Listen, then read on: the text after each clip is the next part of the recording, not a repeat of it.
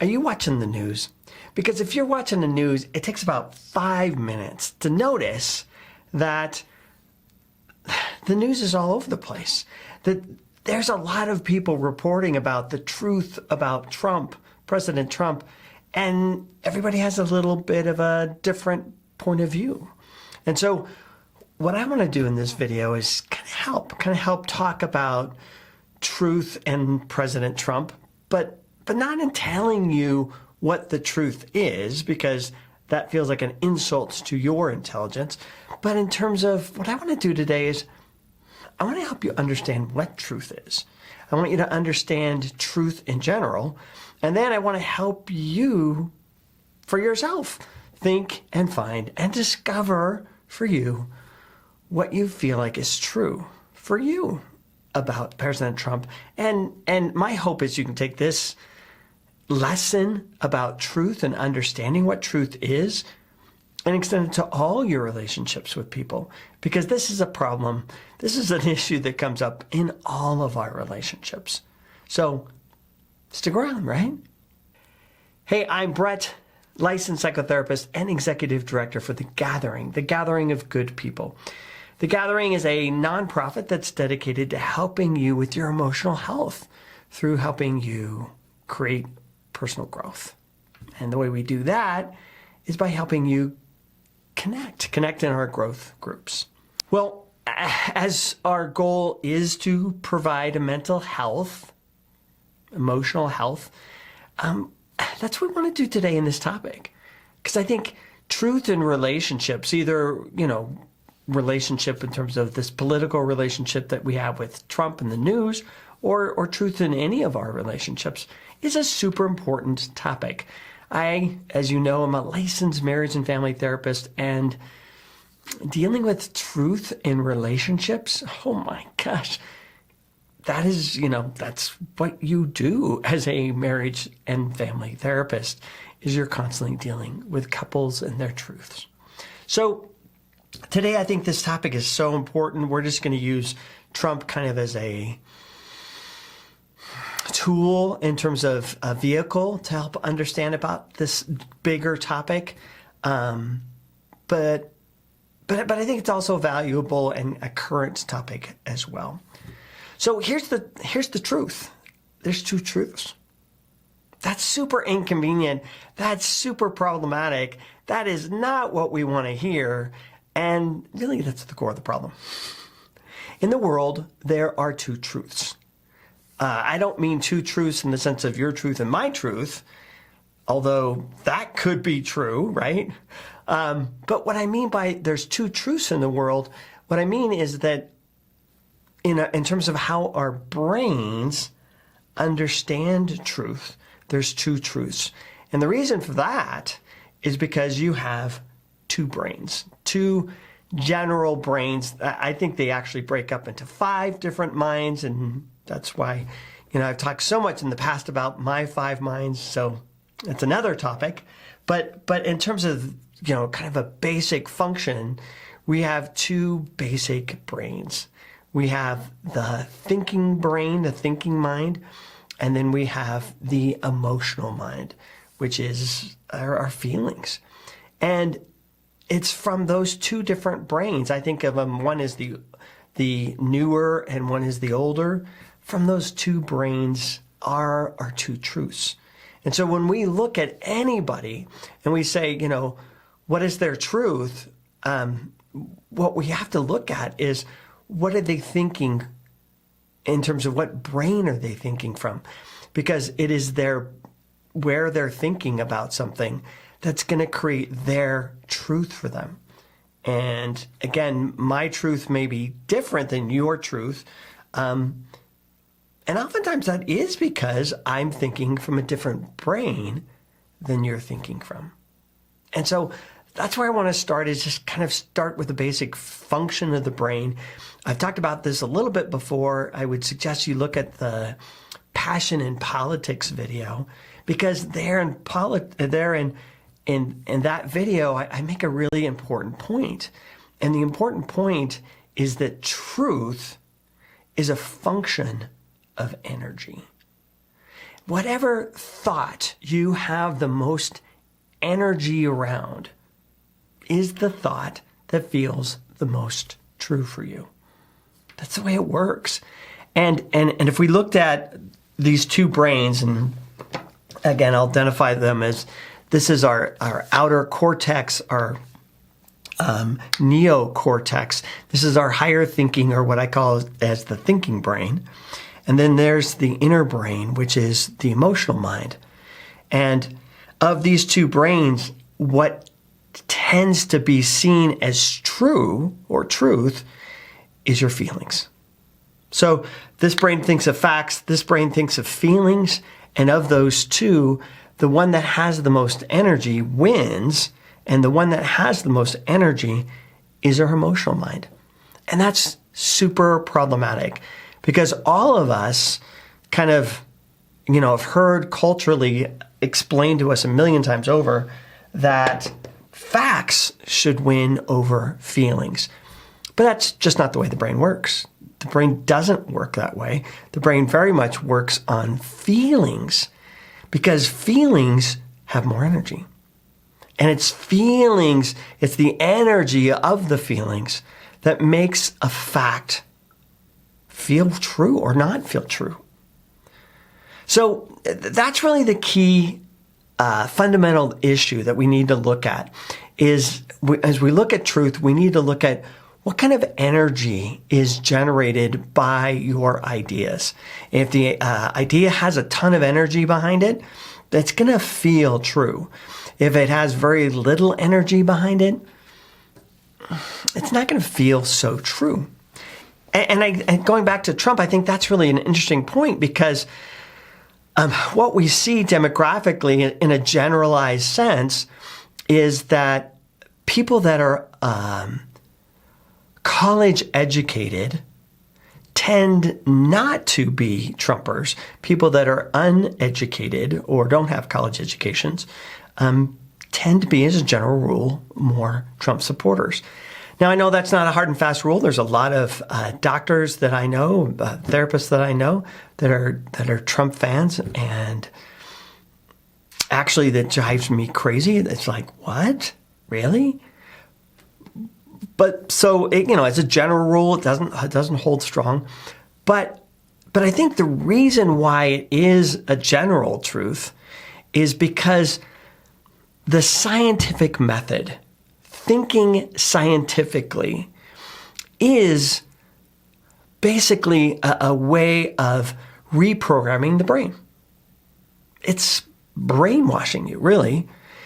In going through college and going through advanced education and learning to think scientifically, what you learn is you learn to rewrite your brain. You rewrite from feelings are facts, feelings are truth, to science or data or research or some kind of outside information is what we look to for truth. And we actually are encouraged to minimize emotions because we know that emotions can create bias. And so in looking at the scientific method, really what the scientific method is all about is really encouraging that process, that rewriting, that brainwashing, that reorganizing the brain structure to go against its natural principle. The natural principle is the thought with the most energy wins.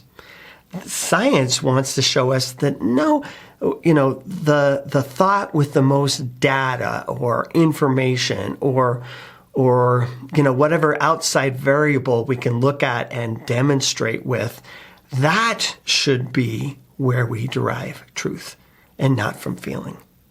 And that's why we always think of scientists as kind of unemotional people, or we think of them as people that really kind of detached from their own feelings because they've been trained, they've practiced, they've made it a life, career, and profession to try and detach themselves from emotional responses. Now, this is where I think Trump is amazing. I know, I can't believe those words came out of my mouth, but this is where I think Trump does a really good job. We always hear the phrase, Trump plays to his base. And his base is that he is a base thinker. Trump is not an intellectual. Trump is not, doesn't think scientifically. He's not a logical thinker. The way Trump thinks and processes is with his emotional mind. And that's what he does best. When he plays to his base, what he's doing is he's playing to his base brain and to your base brain and to the base brains of the people that listen and kind of follow what he says. What he does well is he generates energy. Two of the biggest energy driving emotions we can think about is fear and anger. Fear and anger generate tons of energy. And that's what he's great at. He's great at generating lots of fear and lots of anger. And it's that high energy that makes what he's saying feel true. Because it's eliciting this high emotional response in us. Now, what he's not good at is resolving conflicts, dealing with negative situations, leading us through these problems, because it's not to his advantage. It works against him. His job is to generate energy, because energy equals truth. Now, if he stepped in and helped people calm down, or got people to think in ways that are peaceful or calm, or encourage them to think about things, the world is safe, that we're all safe. Well, that would decrease people's emotions for sure, and basically take away his own power. So he's not motivated at that. He doesn't do that. He's not interested in doing that. He's not interested in coming in and telling people it's going to be okay. We're going to be all right. Hey, let's work together. Let's support one another. Let's be a team. None of those things are in his best interest, because those decrease emotions and they take away from his truth. And that's really the only truth he has, is the high emotion that he can generate in people. Now, again, for me, I don't want to be unfair, and I don't want to be biased in my own way, because I know I am. And so I want to leave you with a thought of, well, how can you find your own truth? And in terms of your own truth with Trump as well. And my strongest suggestion would be to use both of your brains. Because I think using both of your brains, you're going to find the best balance. So, if I am just pure intellect and I talk to my teenager and I say to my teenager, those are emotions, those are feelings, those are going to pass. And I minimize and I discount and I put down my kids' feelings. Well, that's not going to build a relationship. That's not going to help me work with my child. In fact, it'll isolate me. What's going to help me to work with my child is to understand their emotions. Not necessarily to feed them and to make them feel more afraid. Oh my gosh, you should be afraid. Oh, this is a terrible situation. I don't necessarily want to do that. I don't want to feed and accelerate their emotional experience, but I do want to validate. And I think that's the one thing that we need to work more towards together in finding truth, is that we need to validate the emotions, that there is a lot of fear in the world, and there is a ton of anger. And is what it is. Do I want your fear and anger to rule your life and to control you and to direct, all your thoughts and your truth? No, I don't think that's a good way to go. But I also don't, on the other hand, don't want to dismiss your feelings and don't want to dismiss your fear or dismiss your anger or your hurt, because I think your feelings are valid. And so I think that's what we really need to work on in finding truth, is to validate emotions as emotions, their feelings, and then also look at the facts. Look at the data. Look at the outside information. Stuff that is separate from me. What do the pictures show? What does the information show? What is the data in terms of the accumulation of the facts? What does it show? And again, I think where we get in trouble is that oftentimes the people that are generating feelings as facts dismiss the data. They want you to distrust the data. Again, why? Because it works. They want you making decisions based emotionally. And so they'll say, oh, well, that's fake news. Well, what does that mean? That's fake news. Well, what that means is don't spend any time listening to that. Don't spend any time looking at that. Don't spend any time considering any of that, because that's just wrong. It's bad or evil, or it's trying to trick you in some way. You need to be afraid of that information and shove it out without even looking at it, considering it. Because again, they're afraid that if you look at with your thinking brain, if you look at something logically and look at the data and the information and the outside facts and the variables, you may come to a different conclusion than what they want you to come to. Now, if I say, hey, here's the data, and the information says this, and the information says that, and this information comes from this source, and this is how they got it, and this is what it meant for them, and I can just show you the information, and then you decide, oh, well, that information seems like there's something missing, or there was something procedurally done in terms of how it was collected or whatever. And you want to look at the data and go then from there and decide, oh yeah, that data doesn't seem like that's useful for me because that data seems like it is biased. Then you can decide for yourself if that data is not useful. But I don't want to step in and say, oh, that's fake news. Oh, that's not true. Oh, that's not real. I want you to consider the source yourself. I want you to be able to decide for you what the data looks like for you. But again, I think what we have to do if we're going to find truth is we have to work with both sides of the brain. Understand the fear that's out there in the world, because there's a lot of it. Over the last 4 years, man, fear and anxiety with the pandemic, with all the rhetoric that's been going on, fear, anxiety, anger has just shot up out the roof because that's what's been propagated over the last 4 years. That's been useful in generating connection, response, getting people to play to the base. So we got to validate that. We got to acknowledge that and look at that and go, yeah, those feelings are strong. They're out there. And also bring in the other half of it. And what does the facts say? And what's the data say? And what information do we have about this? And if we don't have information or don't have enough information, then what do we need to do? How can we get more information? Where can we go to get more information? So we're using both parts of our brain because that's the way we're really going to find truth.